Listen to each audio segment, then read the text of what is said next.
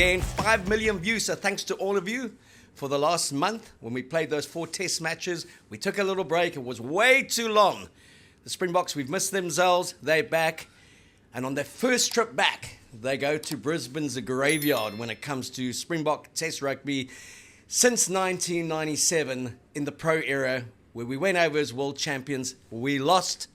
And no world champion Springbok side has ever gone to Suncorp Stadium, to Brisbane, and won in that cycle. 2007 we lost, 2019 World Cup winners lost as well. But this team, announced today by Rassie Rasmus, surely can't lose. I mean, I don't see how. I don't see how 2-time World Cup winners with that squad that they've chosen and just the anonymity around that Wallabies team. I know you were talking about Joe Schmidt doesn't even know his team as well as he knows the Springboks. So the Boks have got to be overwhelming favourites. And we also have to sort of tip our hat to the history, though. For whatever reason, Brisbane is a very difficult hunting ground for the Boks. There must be something to that. So as much as I'm very bullish about the Boks' chances this week, and I'm sure you are too, you've got to be wondering what it is in the water there, mate. Okay, in the air conditioning when it comes to the change room.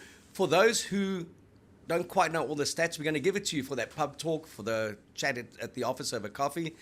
1997, I was fortunate to be there for that one. Oosterrein had a great game that day. 32-20 we lost. 1999, 32-6 we lost. I was there for that one. 38-27, I was with the Boks for that one. Maurice Joubert scored the great try. Devette Barry got George Smith's dreadlock. We scored 4 tries. 29-9, 2003. I was there for that one. Mate! Louis Kuhn threw a shocking intercept, and that was the end at second half. It went downhill, and that's when everyone was accused of biting, hitting, and slapping, and Eddie Jones got stuck into Red Australia after the match. He called us a bunch of thugs. Then the big one for me, that kind of highlights, we talk about how can this team possibly lose. 2009, the team that Richie McCaw said was the greatest team that he had played against. A week before they beat McCaw's All Blacks in Hamilton to win the then Tri-Nations, they lost 21-6 in Brisbane. Were you there, mate? I wasn't there for that one, mate. Thank God I can say I wasn't there. And then 2010, a comfortable win for the Wallabies, 30-13. And then 2013, for the first time ever, foreign-based South African players could be selected. Heineke Meyer flew up Morné Steyn, a host of players. They arrived on the Wednesday before the game and won 38-12. Scored 4 tries to 0, and it was the first time since 2001 in 30 test matches that the Wallabies had failed to score against us. Incredible. That has been the only win we've had there. We went back again in 2015, we lost 24-20. 2016, we lost 23-17. 2018, the team that were going to win the World Cup lost 23-18. And then the team that won the World Cup went there in 2021 and lost 30-17.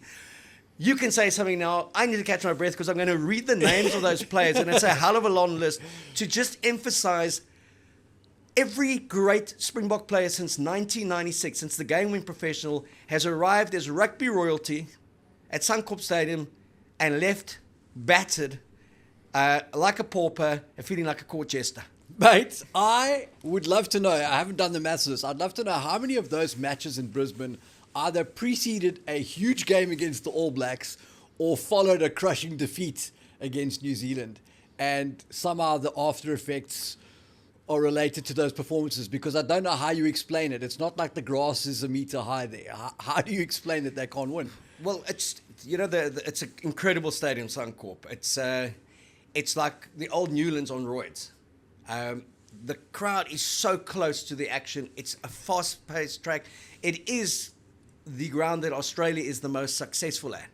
They seldom lose there. I think they've got an 80+ percentage win record there. The Brisbane crowd, and it's a sellout, really get into it. They get into your face. You only have to have seen the State of Origin games that get played there as well in rugby league. So I don't know if that has an effect or mentally, they get into. We have a mental meltdown because the Oaks get into us. If it's the humidity, depends on what time of year you play there. It's very similar to Durban in terms of conditions. Yeah. But the Aussies find something extra, and I don't know if it suits their style of play because of the fast pace that they play with, which would then suit this team's style of play as well. But I have to just give these names because it's incredible when you think of who's gone to Suncorp and who's lost. Percy Montgomery, Andre Snyman, Peter Rousseau, Yanni de Beer, US van der Veste as an Osteran, Narka Drotska, Krano Otto, Mark Andrews, Ruben Kruger, Andre Fenter, Gary Teichman, James Small, Adrian Garvey, Henry Honeyball, Vanna Swanepoel, James Dalton, Brayton Pulser, Robbie Fleck, Peter Miller, Stefan Tablanche, Bram van Straten, Kobus Versace, Selbon Boom, Rassie Erasmus. Rassie, 1999, captained the side there and took a beating, okay? Andre Fenter, Ollie Leroux, Peter Rousseau, Van der Greef, Maurice Joubert, Devet Barry, Victor Matfield, Corné Kricher, Bob Skinstad, Joe van Niekerk, Robbie Kempson, Bakkies Boerter, Jacques Fourie, Brian Habana, John Smith, CJ van der Linde, Donnie Rousseau, Piers Spies, Ruan Pinar, Jean de Villiers, Morne Stein, Fourie de Prier, Tendai Matawarira, Bismarck Duplessis, Heinrich Brousseau, Jean Smith, Skalkberger, Frans Stein, Gertrude Steenkamp, Yanni Duplessis, Eben Etzebeth, Francois Lowe, Willem Alberts, Dwayne Vermeulen, Pat Lambie, Jan Safontein, Adrian Strauss, JP Peterson, Jesse Creel, Damien Dearlandi, Andre Pollard, Frans Malherbe, Lut de Jager, Bongi Umbanambi, Stephen Kitsoff, Trevor Anyakani, Franco Mostert, Peter Steph de Toy, Makazoli Mapimpi, Malcolm Marks, and Cheslin Colby. As I said in the Sunday Times column, I may have missed a few, so apologies. But that's the quality of player that has arrived at Suncorp in some star-studded Springbok sides and lost to some pretty mediocre Wallaby teams. Give me an explanation. Mate, the only thing I could say is I was there in 2013 and I remember that nobody there was particularly bullish about our chances. I wonder whether a guy like Morne Steyn flying in at the last minute and sort of interrupting what would otherwise have been a very normal week flow for both teams, I suppose, in terms of the analysis for the Wallabies. I don't know if that had any impact on it, but I spent most of the weeks just trying to find a place that sold chicken wings. Couldn't find a place like that. Maybe the Boks are similarly, their nutritional setup is disrupted somehow by Australia, particularly in Brisbane. I don't know what it is, but whatever it is, I think it's going to come to an end this week. Mate, you were it. Did you just hear what you said? Joe Schmidt did call me earlier yesterday to ask if I could make it. I've actually got a bar mitzvah that week on Saturday. So, or to say, please stay away. Yeah, because when you've been there, exactly. the only time they've won was when you've been there. And of the 2023 World Cup winning Springboks, yeah. I don't know if I mentioned we world champions. Yes. But Sia Khaleesi, Eben Etzebeth, and Willie Leroux, they were part of that 2013 famous victory when Heine Kamea was the coach. Do it again, Willie. So that's there for Sia to create more history. Yes, absolutely. It's there for Willie and Eben to remind these guys how it feels to win because they've all lost plenty there. Yes. It is a graveyard. The Wallabies get something extra there.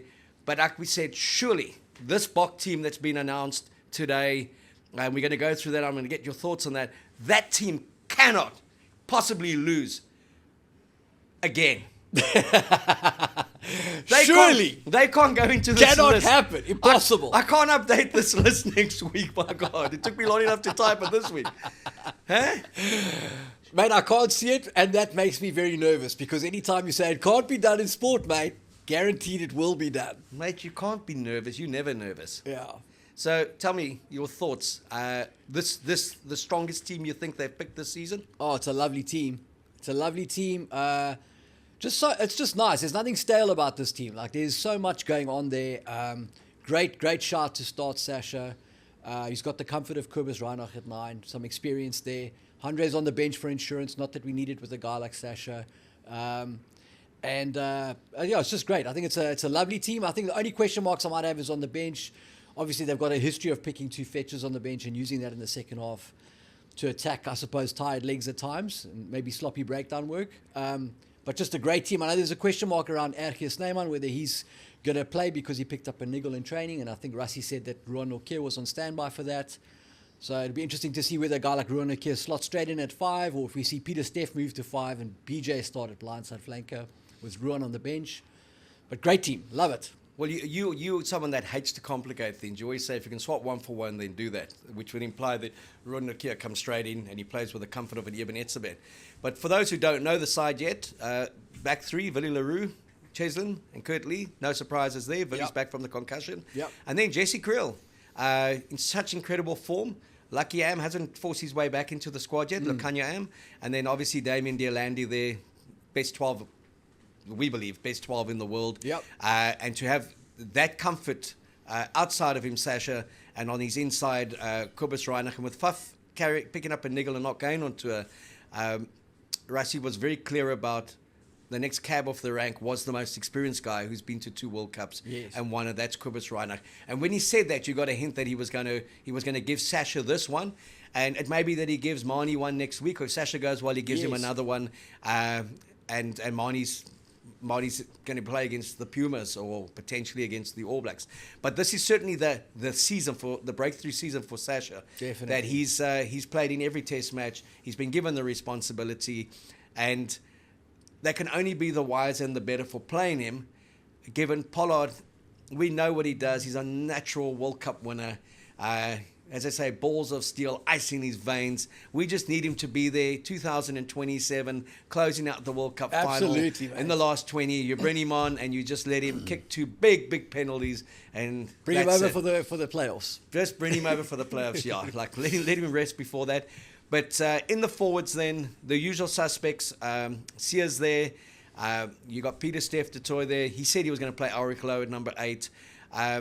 Your point of the 2 fetchers, they love playing Kwagga and Marco van Staden in tandem. Yes. You know, one forages, the other one takes the ball and runs with it. The other one forages, the other one takes the ball. So the mix is really then when you've got a guy like Malcolm Marx who can come off the bench as well. It's looking like that machine that started to come together in the playoffs of the 2023 World Cup, where the Irish series, it was still, the side was good, but kind of caught between 2 worlds. Yeah, no, I think, and look, we still have question marks over how they're going to play, but in terms of the makeup of that team, it just feels like it's a logical selection. It seems like it makes sense. We're building on what we've discovered in the first couple of matches of the season, without going away from our experience that we have from a double World Cup winning team, and also without sort of picking the same guys week in and week out, guys who have question marks about whether they're actually going to make it to the next World Cup. So there's enough going on here to keep everybody interested, I would say. Is Sasha Tony Brown's project? And do you think Tony Brown's got that voice to say, I want to see this kid play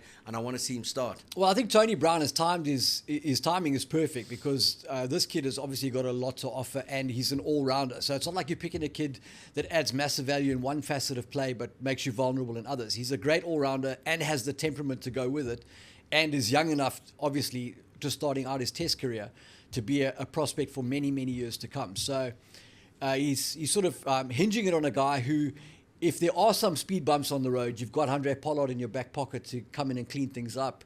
It's the perfect sort of test lab. And it's also managing those players, and especially if we look at the veterans. You look at the Siya Khaleesi's of the world, the Handré Pollards, and you want them to get to the next World Cup, the Eben Etzebets. Do they have another World Cup in them? You know, Rassie says the jury's still out. He mentioned Eben as one. He mentioned Siya as one. And so there's no promises being made to them yet, which was something that happened to that 2011 squad. Yes. That a lot of promises were made. You will go to that World Cup after the Lions series in 2009, and some of them lost form. Big time. Kind of knowing that their ticket was guaranteed on the plane. So there's a lot of realism about who he's got in terms of his old stalwarts that won 2 World Cups and who he needs to replace him, whether it's a like-for-like replacement or something very different. The style of play, what are you expecting against Australia, given what we've seen from Australia and how they play? And their 2 test wins against Wales and obviously the win against Georgia, 40-29, but that was pretty much a mixed match second team. This is the best Australian team that we'll see. Will be closer to the one that played against Wales. Yeah, I think I have no idea what the Boks are going to try and do. I'm fairly confident that Australia would love the Boks to go coast to coast and be less direct because it takes some of the spotlight off the fact that they have question marks over their physical intensity, especially up front. So for Australia, if the Boks are going to 2 and 3 pass it all day, I think they'll be very happy with that. That'll feed their defence, I suppose, and bring them into the game more than if the Boks go 1 pass rugby, go very direct and see whether you can stop us at the gain line nice and close to the breakdown. So which way the Boks are going to go, I don't know. And I think we are going to see this experimentation from a week-to-week basis with the Boks. I think they are going to vacillate between different styles and maybe make it a bit of a horses for courses kind of thing. So interested to see which way we go. Staying with the big fellas, the big guys, the Peter Steffs, the Toys, the Ebens, the Frans Malhabers and that. to play the kind of rugby they played in that first half against Ireland, you've got to be so conditioned. And we were pretty much close to being out on our feet in that last 10 at Loftus. And also, kind of, Ireland finished the stronger in Durban. And that's been a theme with all South African teams this season, playing at home, playing at altitude. Visiting teams seem to have managed the altitude factor or even the humidity better.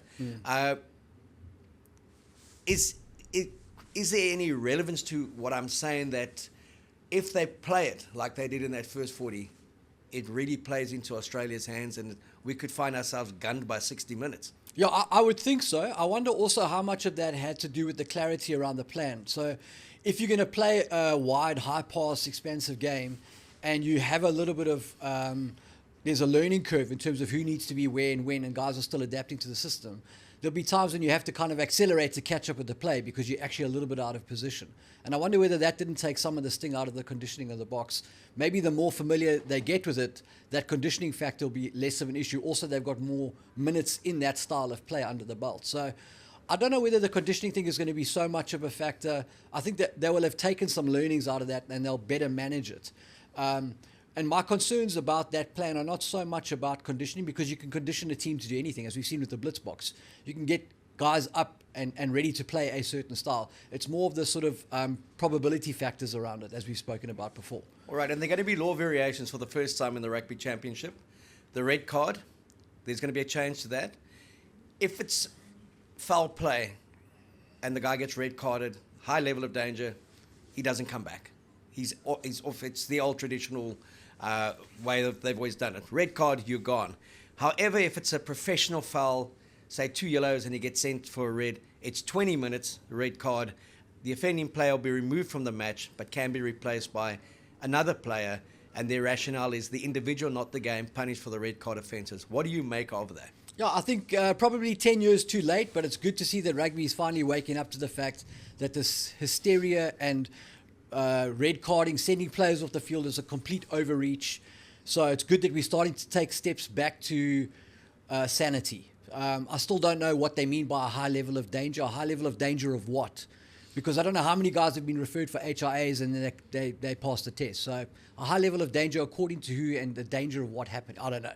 So I think the red card move is a great move. If I'd paid to go and watch a performance and I went to a Mariah Carey concert and she was off for 10 minutes for something, I'd be a little bit upset because I've spent money on it.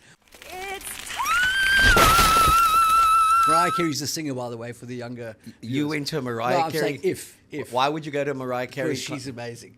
Oh, do you love her? I love her voice. She was great. Back in the day, I was a kid. I was a teenager then. She was Did you have a awesome. crush on her? A big crush. Mariah, I got close, but it was in the days before social media, man. I had to write her letters and stuff. So And did you ever get a response? no, her manager got a hold of me once. He was like, "Listen, kid, give it up. It's not happening." Give it up, or you're not Mariah's type, eh? No, so I'm just saying, if you pay to go watch an entertainment and half of the Mariah content Carey. you're missing, guys. You're missing the entertainment. It's like, why?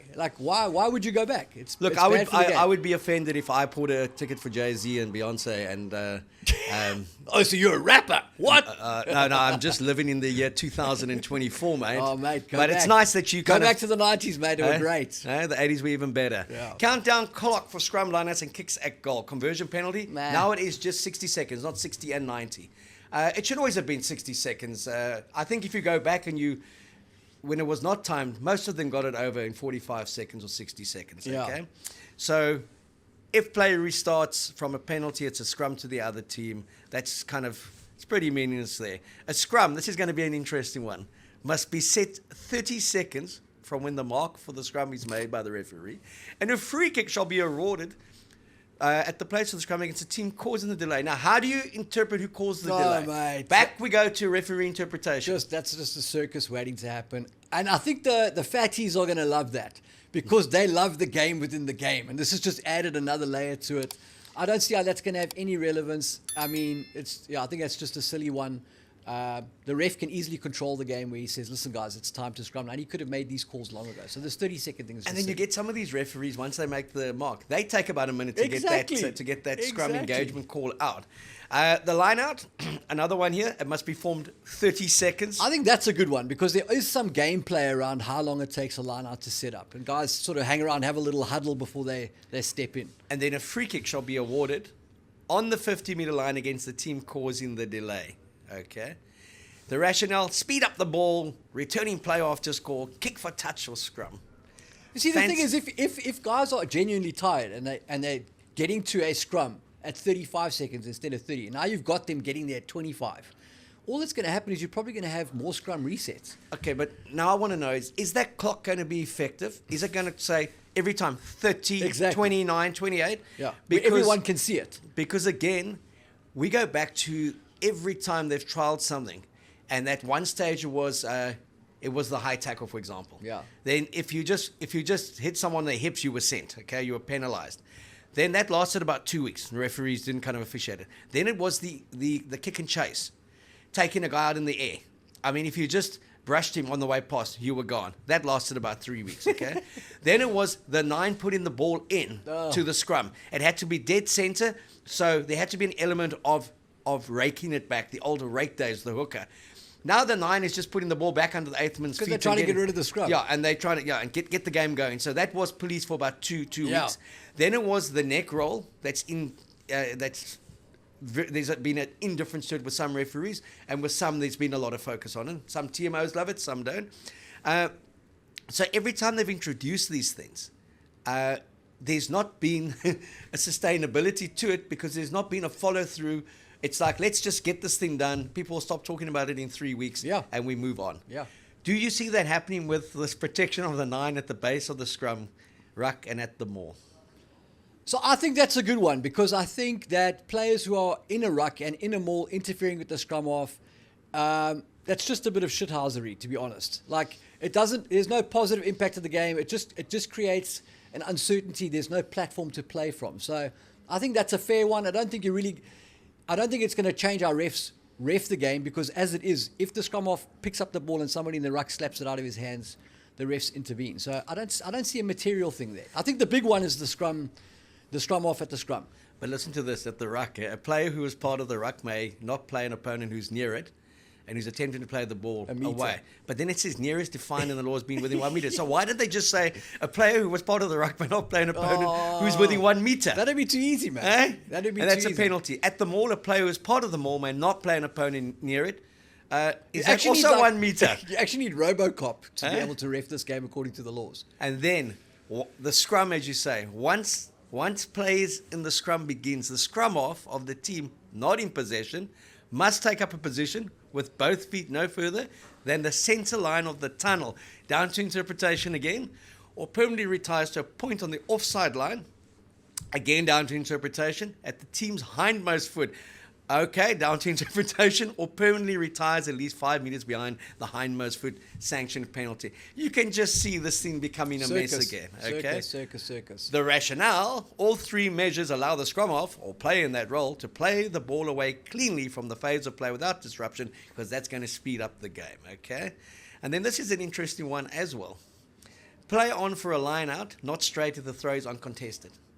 Now, does a team say that there was a kind of contesting or that there wasn't a contesting? Are we going to go to the TMO for that? Because now I throw it over, it's skew, you catch it, it's play on, I turn the ball over and you come back and score. And it's like, hang on a second, we want to have the line out. Yeah. We want the ball on our terms from the scrum. We don't want play on. Down to interpretation. Yep. They say it doesn't force a stopping play where no material offence has taken place. Based on that... Why wouldn't you just say that a skew feed to your side is immediately whatever it is, regardless of whether anybody... I don't understand. But the rationale, it doesn't force a stopping play where no material offence has taken place. So when that guy gets played off the ball, 4 passes down, a little bump, why are we going back for the penalty? Exactly. When it doesn't interfere and no material offence has taken place? I don't know, mate. I don't know. I don't know. It's crazy, man. What I will say about the scrum defence thing is I think... And I mean, look, I haven't spent hours and hours thinking about this, but if I was a defending team, I'd probably just put my scrum half in the line. because regardless of what you do with him, if you leave him at the tunnel, it's probably just going to be an 8-9 kind of play from the base, because ideally the attack wants to get over the gain line. So they're going to do it right next to the scrum where you've given them a free access and then play off that second phase, probably. So I think all it's going to do potentially is load the defense with an extra man in the line, which just encourages the attack to play narrower and get over the gain line quickly and then play off second phase. Does anything change in terms of our approach, player approach, because of these variations or law interpretations? I wouldn't think so, no. Will the average person out there even know that anything's changed? Probably not, no.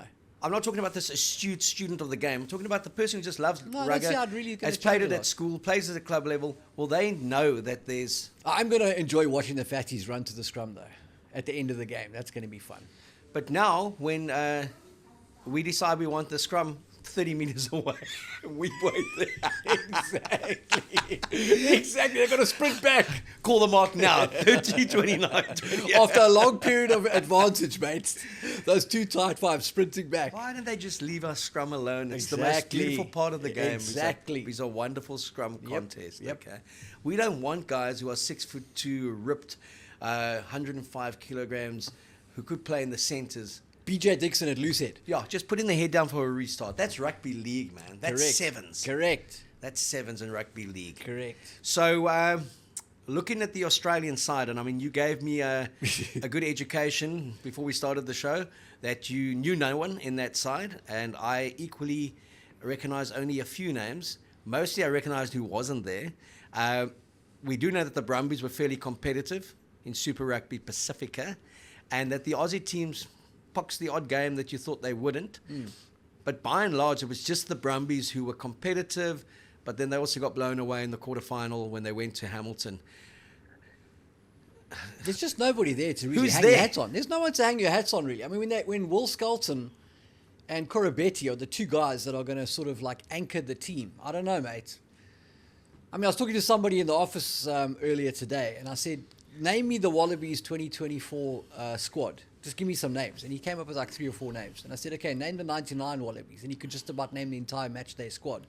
Did you know how good they were? I mean, they were They were amazing, world mate. champions. They were one of the great teams. Mate, I've fantastic. listed them as one of my great teams ever. Indeed. But I'm just saying, like this team, there's a lot of guys here that really have to absolutely shoot the lights out, play well above any expectation to even be in the same conversation as the Boks. Okay, now, a lot of the guys have made mention in the interviews. And we're such gentle blokes when we get interviewed, and so our players, I mean, they really are respectful to the opposition.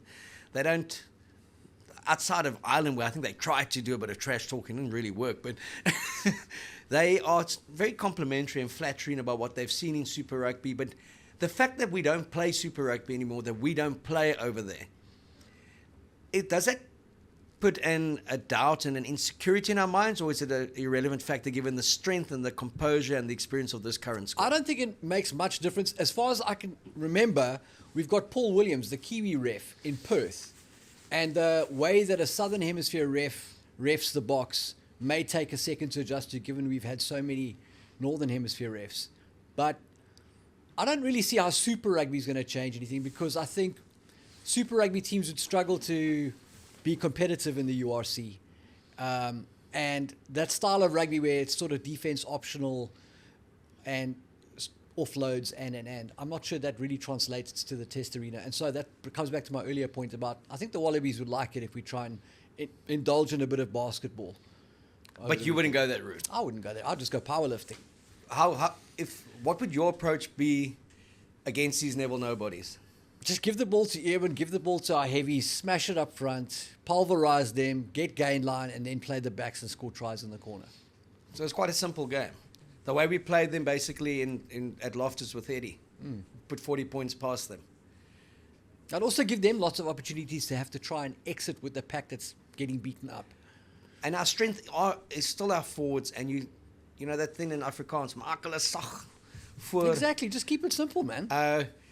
We also don't want to be playing Bledisloe Cup rugby against them because we don't have to. Yes, but having said that, if this is an objective for Rassie to kind of get to the end of this rabbit hole and see how far we can go with this, then a relatively, and I use that word in all sincerity, a relatively easy hit out against the Wallabies, even though it's at the graveyard, is a great opportunity to test what you think you can do there and get some answers. And the psychological benefit of a win on Saturday Jeez. would be, we have to come back here and play in the World Cup in Exactly. 2027. We have to potentially play a playoff game in Brisbane. And it may be against Australia. We must know we've beaten them there. And not part of this illustrious crew that have gone there and left with their names engraved on that tombstone. It's just an incredible list of players.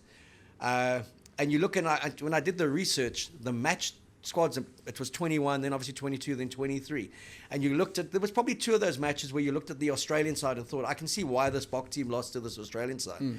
But for the rest, just like, how? How the hell did this, was this team even competitive with the Boks?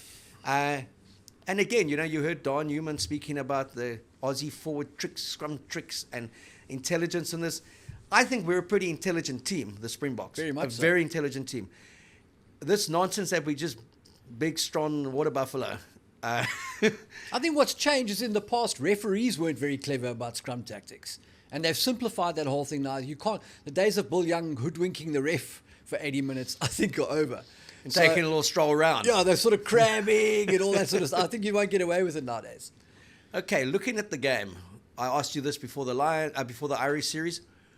What are you looking for individually? And you're not allowed to mention Sasha's name, okay? Damn it! Because if you mention his name again, you got to get a room. Okay? You got to get a room, mate.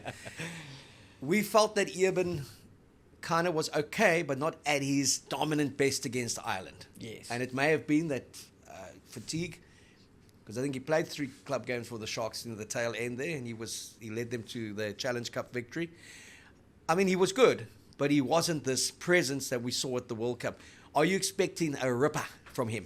I am expecting a ripper from all of the Boks forwards. I really think that this is a buffet opportunity. Eat as much as you can, you know? And I think they need to make the most of that opportunity, especially at the set piece. Word of caution, watching the Wallabies against Wales, their line-out contesting has been really good. They got I think it's Jeremy Williams or something, really good at the front of the line-out. So I'm interested to see how they challenge Bongi and Malcolm at the line-out and whether they are able to get some steals there. Outside of that, in the physical exchanges, I expect the Boks to dominate. And with that dominance, I expect the Boks backs to have a good time. And to make, when I say have a good time, the opportunities that are presented to them by this pack of forwards, I'd like to see a high level of efficiency with that, a good execution rate. So if we get into the strike zone and we are dominating up front, I'd love to see us finish those opportunities with a high rate of success. And would you love to see a moment in a game where it's Grant Williams and Sasha? I'm allowed to mention him, not you. You can just say yay, nay. So you've spoken about the flower half, who I have mentioned I enjoy. I would love to see Grant get on the field because that's the perfect arena for him. This Brisbane fast pitch, potentially playing an expansive game. His speed really comes in there, can be a destructive factor. I understand why Kobus is there as a veteran presence inside the guy who we've spoken about is playing fly half. But I would love to see Grant get an extended run against the Wallabies at some point in the next 2 matches. And they've covered their bases everywhere superbly. Grant Williams covers wing as well. Kurtley Orense covers fullback. Sasha covers fullback. Polly covers fly. Polly covers inside centre as well. Jesse can cover the wing if he had to. You could even move Dukes out to 13 if you had to do that and put Polly at 10. Could you see a thing during the course of the game, if it's going well, that you may find Polly on at 12? Just because they want to give him a hit out there. Well, apparently, the guy that you mentioned who's playing 10 is also covering fullback. Yes. So there's a chance that he shifts in the game. Polly comes on at 10. Maybe he does play some 12, but comes on at 10. And whoever, if you're a backline player, even some of the forwards, when you get the ball, just hoist it on Tom Wright, mate. If he's at fullback, that's a guaranteed win. That's easy possession and territory. Tom Wright scored a great try in the early internationals. I know that you are a huge fan of his, and you've been proven right on occasion. But they do like to play from broken play. We saw that. They do. They are technically very good at the lineup. We saw that. Their scrum is going to always creak. We know that. How good are they going to be over the ball?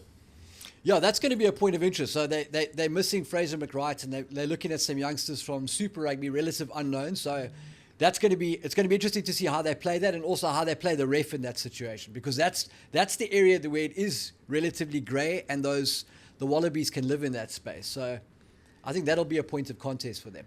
All right, okay. Looking at the game, looking at the effect of history, and then to quote the Boks management again, They said history is irrelevant. Saturday will be the new history, and by Sunday it will be irrelevant as well to what happens the next time. I think those pearls of wisdom came from Don Heeman. A man, when he speaks, the world listens because they see how that pack scrums. The Boks cannot lose this test match. Yes or no? I mean, are you asking me if it's physically possible that they can lose this test match? Listen, all I'm saying is I remember us being quite sheepish after the last time we called the Boks to win on the East Coast and having lots of egg on our face to apologize for. And I vowed to myself that day, the next time that they're in Brisbane, I will not be bullish. Having said that, I feel like the Boks are 25-point favorites this week. And I'm going to give them 12 points just to sort of give myself some insurance. Okay, you like insurance policies. Let's just call it the Andre Pollard policy. There we go. The reason we had egg on our faces was because I called the Wallabies pussies, okay? And that upset a lot of people, and I apologized for that afterwards when they manhandled us under Dave Rennie. People for Cats were particularly upset. Yes, and Morgan Turanui gave me a slapping on social media, and I accepted that from Big Manor. You sent him a box of donuts, mate. I said to him, apologies, and he said, apologies accepted, mate. So they really came out and physically did a number on us under Dave Rennie. They'll be more technical under Joe Smith. Have they got the cattle to be as physical? No, I don't think they got the ticket to do that. And I think the way the Boks got manhandled by Ireland has kind of put them on notice. Look, the next time you play serious opponents, we expect you to make a statement. So I think the timing may be off for the Wallabies. Okay. Are the Australian serious opponents, given Jeff Miller, the Wallaby of the 80s, has Called said... Wales a second tier. Second tier. At the moment, would you call the Wallabies second tier?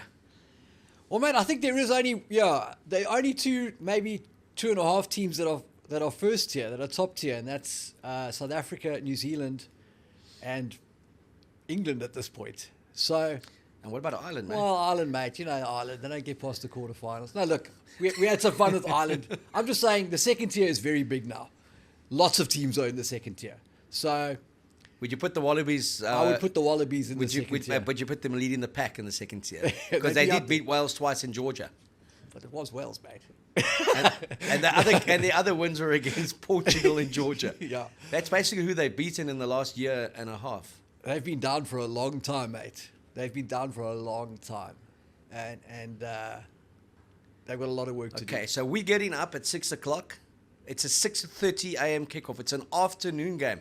Again, I keep on going back to conditions. Suncorp in the evening, very different to Suncorp in the afternoon. When we lost 30-17 at Suncorp, it was also an afternoon game in 2021, where we tried to play coast to coast, looked magnificent in doing it, and got pumped. They scored 4 tries in the first half. We came back with a mauling try near the end to give it a little bit of respectability. Does the afternoon kickoff influence anything else? Absolutely nothing, mate. Except for you and me, I'm thinking we just stay up Friday night, watch the game, and then go get some shut-eye afterwards. Waking up early, mate, I don't know. What, I mean, 6 o'clock... Very early for a beer. 6 o'clock is not that early, mate. It's I know you're at the gym at 5 o'clock. The next one's going to be great in Perth, though, because it's going to be at 2 o'clock in the afternoon kickoff, and it's going to be a ripper, because dan kan ons drink. 2 o'clock kickoffs are just magnificent. Indeed. The game's over by 4 o'clock. Deadlines are made. You've got your whole evening, and you've had the morning to yourself. And then the next night, Drickus gives the style bender a bit of a whipping as well. Let's go. Perth. But before Perth, it's Brisbane. I want a score from you, an exact score, and I'm going to give you mine, and then we're going to touch on the All Blacks and a couple of other things. 31-19, Springboks. That's your 12 points, okay? I've got the Boks to win 35-15, 20 points. No disrespect to the Wallabies. Lots of disrespect. I think they'll be tough. No, They'll play with heart. This is a lie. No, it's not. Morgan, the boys, absolute respect for that Wallaby jersey. They've always troubled us in Australia. We've troubled them in South Africa. It's like a 53-47% win ratio for us. Fortunately, we're still edging ahead. We do have 4 World Cup titles. They have 2.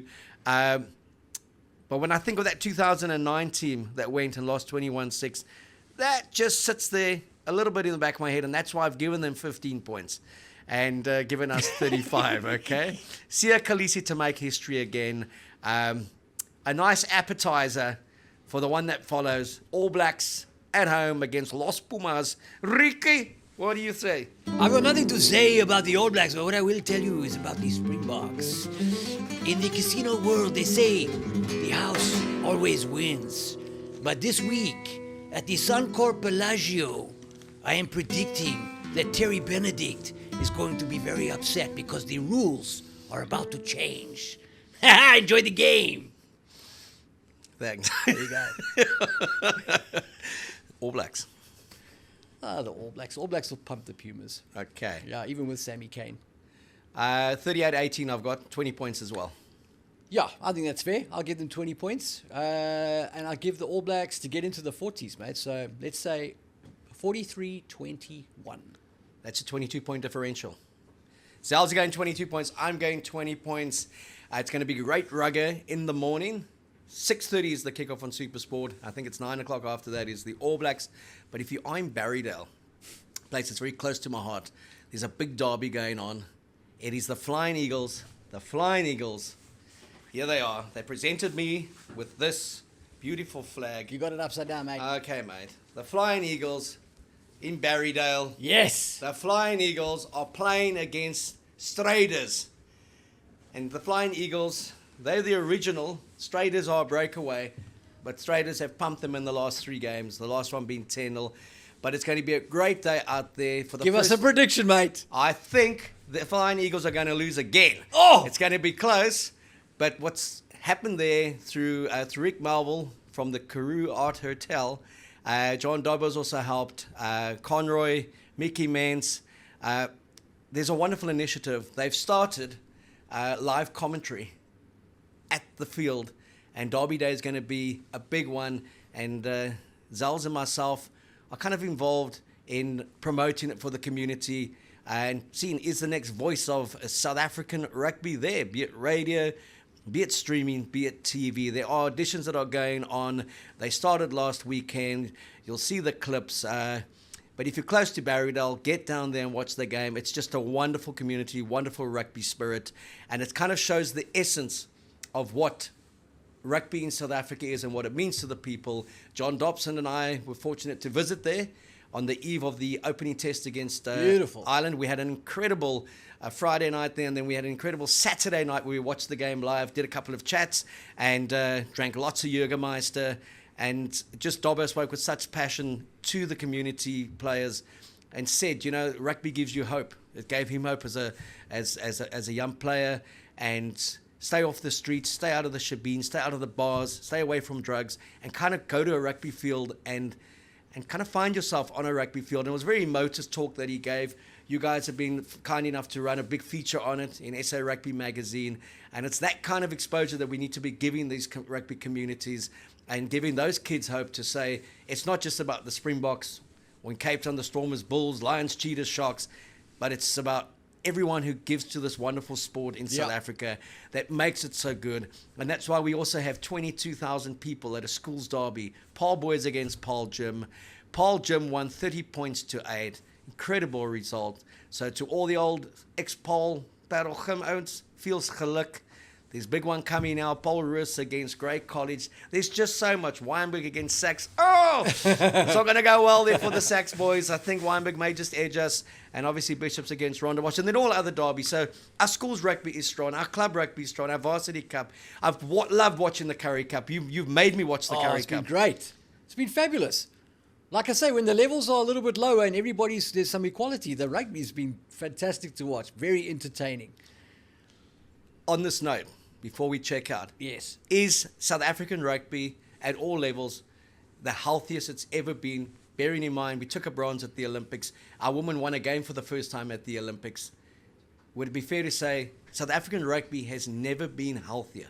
I think South African rugby finds a lot of its health in the success of the Springboks, and we are back-to-back world champions, and that is definitely trickling down. At a time when we have 1,000 of our top players or 1,000 of our players plying their trade abroad, to be able to do what we are able to do in South Africa, in a Curry Cup, with the Sevens is phenomenal. So I think we've got as many players overseas as some countries have players, and yet we are still able to put together competitive URC teams, Championship URC teams, finals contesting URC teams, and then Curry Cup teams that play some great rugby. Some great youngsters coming through in this Curry Cup.